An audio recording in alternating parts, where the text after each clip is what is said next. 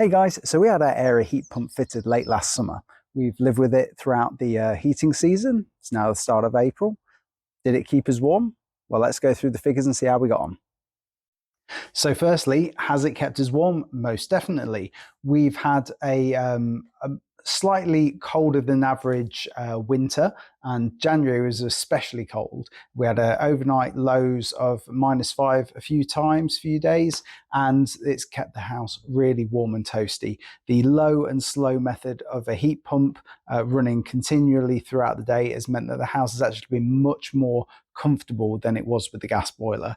Eleanor, who works from home a few days a week, has commented how warm she was in comparison to when we'd actually drop the temperature down during the day and would just heat her office with a electric radiator. She can go for lunch and everything throughout the day, go for coffees, and the whole house is nice and warm. One added bonus that we weren't really expecting is that the whole system is much quieter inside the house. A lot of people say that heat pumps are noisy, but actually inside the house, our running noise level has reduced quite dramatically. The boiler was above our head in the bedroom, and when it was cold overnight and the boiler would continually kick in, it used to be disturbing our sleep. But it's silent. The bedroom is completely silent now. The unit is down the bottom end of the house, and any outside noise from the unit we're not hearing at all. The system's also worked flawlessly throughout the winter. It's not had any errors or breakdowns at all.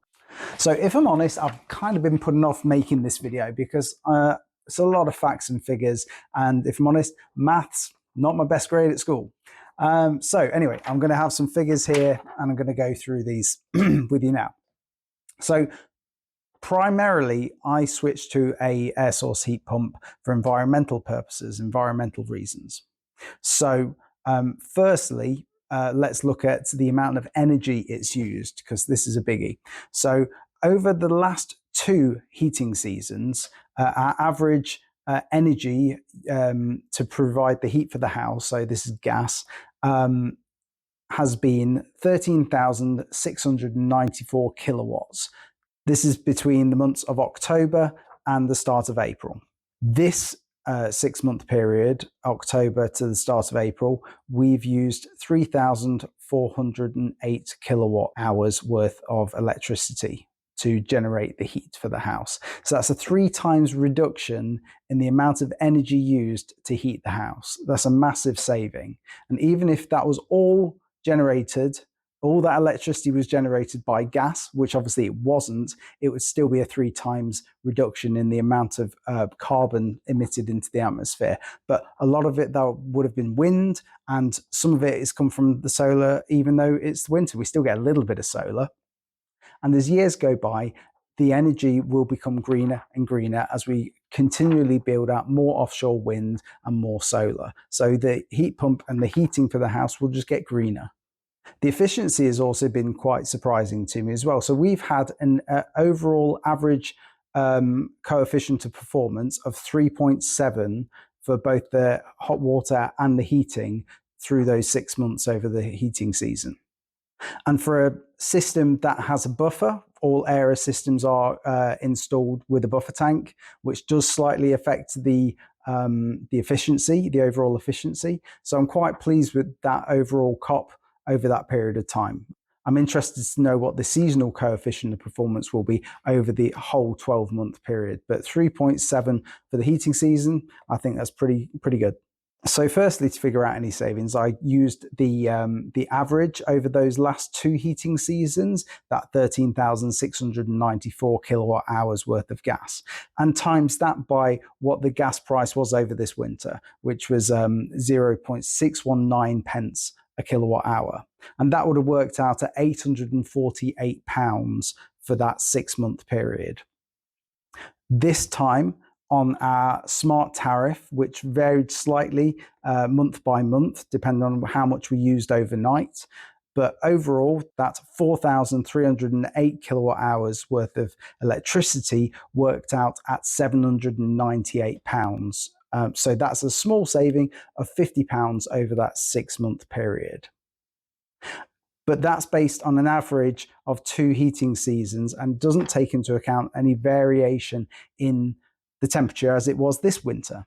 And as I said, it's likely that this was a colder winter in comparison to the last 2. So the other way to look at it is to look at the Aira app. That tells you exactly how much heat energy has been put into the house. And we can look at that over the 6-month period. And the amount of heat energy that was put into the house was 15,815 kilowatt hours worth of heat energy that's been put into that house. And we can then say, okay, if that was generated by a gas boiler, and if it was a gas boiler that was running at, say, 85% efficient, which I don't think ours was actually even that efficient. So being a little generous in comparison to what we had before. So if we generated that same 15,815 kilowatt hours, but used a boiler, which was 85% efficient, that would have cost us £1,126 compared to our actual usage of £798, that would be a saving of £328. And that's based on the heat energy that was put into the house. So to be honest, I'm not really sure which one to believe. Do I believe what we actually used based on 2 years previous, or the amount of energy that put into the house this season? I think you could probably say go somewhere between the two. We have ran the house much warmer than the last 2. We've tried to not scrimp on heating the house and make sure that it can actually provide a nice cozy house. We're kind of testing that in comparison to the last 2 where we were dialing down the thermostat quite regularly. Then we probably have used more heat than the last 2 years average.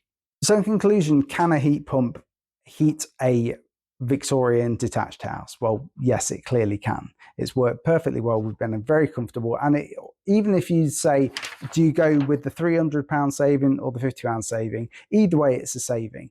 So the main thing we want to do is reduce our carbon emissions whilst not also making the heating costs loads more expensive. So it's a win for us. But it's a win for us. We're happy with those figures. But even though the installation of the heat pump costs us several £1,000s more than it would do to install a boiler, but I'm environmentally conscious and aware of this, whereas the average consumer probably isn't really going to care about that. They just want a system that's comparable to install cost and similar to run. So then we need to do something to try and make it a level playing field. Otherwise, I don't see the mass market adoption of this. We've either got to get the installation cost of the heat pumps down, or we've got to make sure that it's substantially cheaper to run a heat pump in comparison to a gas boiler. No matter what your scenario, no matter if you've got a drafty house or a well-insulated house, or whether you've got solar panels on your roof, it's always got to be cheaper. And the only way to do that is to somehow get the cost of electricity down. And that's bigger than me. Regional pricing, or to somehow switch the green levies from gas to electricity.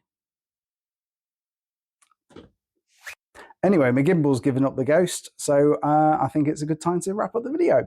I hope you've enjoyed this one and found it useful. Feel free to comment. Feel free to mention my rubbish maths, pick it apart, see what you think. What do you think we could do to reduce the price of electricity, or what should we do to try and level the playing field between boilers and heat pumps that we haven't already done? All right, that's it for me. I'll see you in the next one.